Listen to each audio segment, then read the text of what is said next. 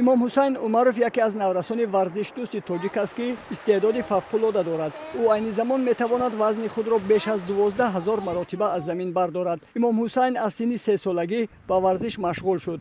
мураббии ӯ падараш раҷабалӣ умаров мебошад. ин варзишгари пурмаҳсул ки ҳамагӣ 10 сол дорад, умед дорад ин истеъдоди худро дар китоби рекордҳои Гиннес сабт намояд. ман вазни худро аз замин 11 000 бор болофишорӣ мекунам. 12 000 шудааст. Ман мехоҳам ҳамин тамрин худамро давом диҳам ва бо бисёртараш кунам. Ба китобҳои рекорди Гиннес бароям. Ман дар синни 3 солагим вазни худро 60 бор мевардоштам. Дар синни 7 солагӣ 11 000 бор. 10 солагиамро 12 000. мо бо эмомҳусайн умаров дар минтақаи хуррамдараи ноҳияи шаҳристон вохӯрдем.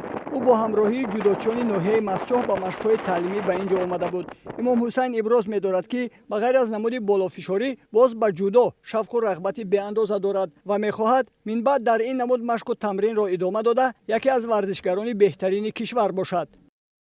ман имрӯз дар ноҳияи Масчоҳ ба ғайр аз болофишорӣ отжимания ман ба намуди гӯштинги зудо машқ мекунам.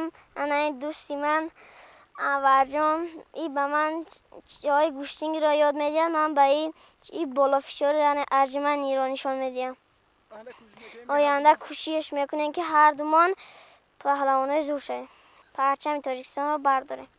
лаҳзаҳои машқу тамрини эмомҳусайнро дар табиати зебои ноҳияи шаҳристон наворбардорӣ кардем.